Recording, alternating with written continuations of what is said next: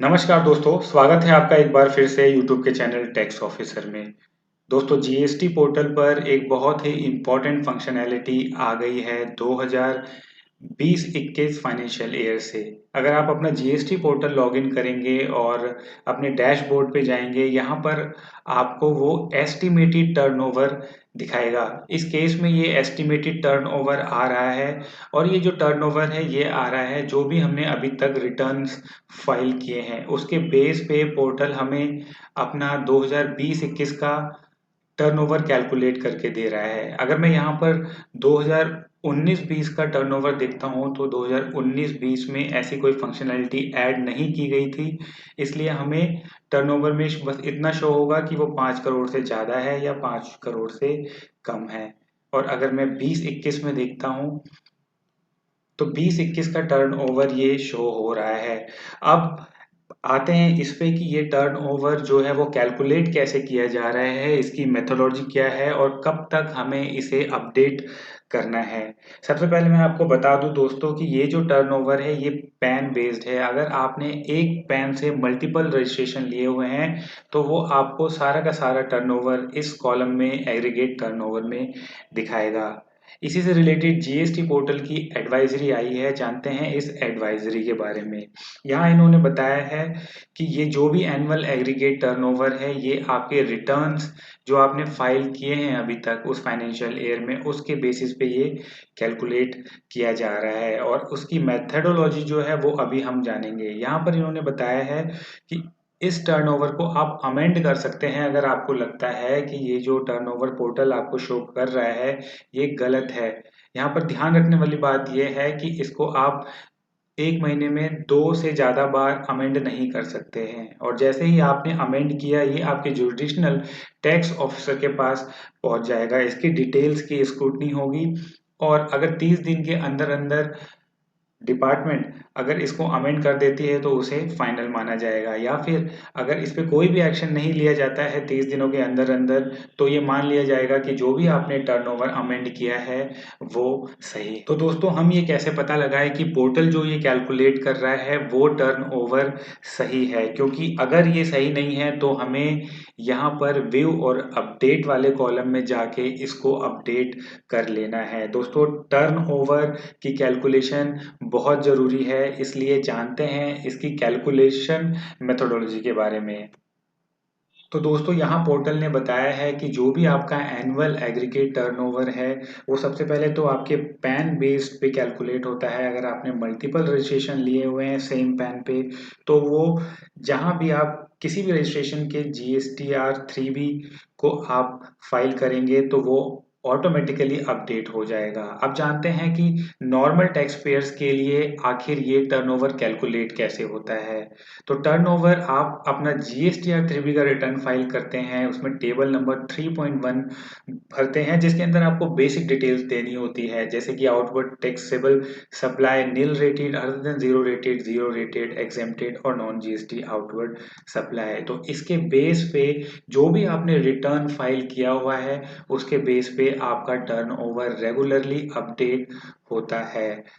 तो अगर आपने GSTR 3B के साल के 12 रिटर्न्स फाइल कर दिए हैं तो जो भी रिटर्न आपने फाइल किया है आपने टेबल 3.1 में दिखाया है उन सारे रिटर्न्स का सम किया जाएगा और आपके एनुअल एग्रीगेट टर्नओवर में शो कर दिया जाएगा।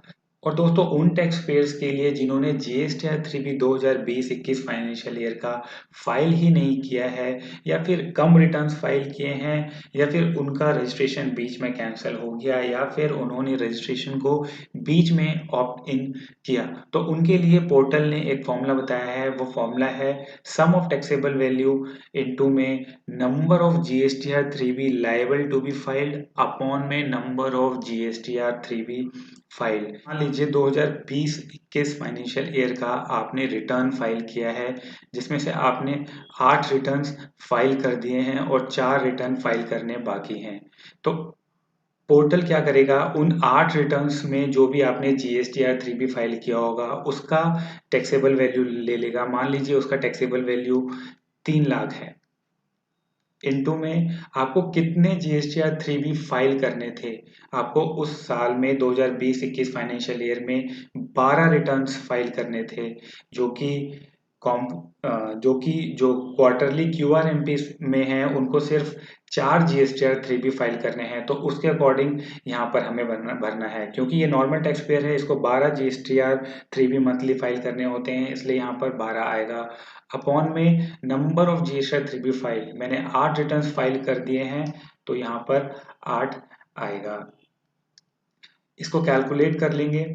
कैलकुलेट करने के बाद ये फिगर आती है 4,50,000। तो आपका जो एनुअल टर्नओवर है वो 4,50,000 हो जाएगा। ये एक्स्ट्रा पोल्यूशन का मेथड जो है, जो जीएसटी पोर्टल कैलकुलेट करता है। अगर मान लीजिए आपने रजिस्ट्रेशन 2020-21 में जून मंथ में लिया है, तो अप्रैल, मई, जून ये 3 मंथ का हमें काउंट ही नहीं करना है, टोटल बचे 9 मंथ।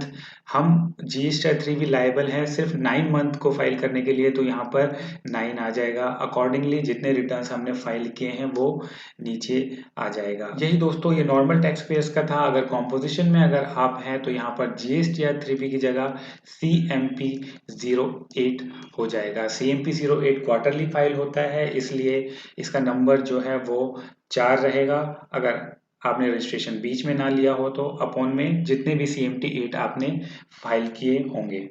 तो दोस्तों आपने टर्नओवर कैलकुलेशन को समझ लिया होगा। अगर आपके टर्नओवर में अगर कुछ अपडेशन की ज़रूरत है और अगर आपको उस टर्नओवर से रिलेटेड कोई प्रॉब्लम है, तो आप अपना ग्रीवांस पोर्टल पे भी selfservice.gstsystem.in पे जाके अपना ग्रीवांस रजिस्टर करवा सकते हैं। अदरवाइज आपके पास अभी टाइम है इसको अपडेट करने का। आप अपना टर्नओवर कैलकुलेट कीजिए और उसके अकॉर्डिंगली पोर्टल पर अपडेट कीजिए, क्योंकि 11 अक्टूबर 2021 तक ऑफिसर को ये फाइनल कर देना है एग्रीगेट टर्नओवर आपका 2020-21 के फाइनेंशियल ईयर का।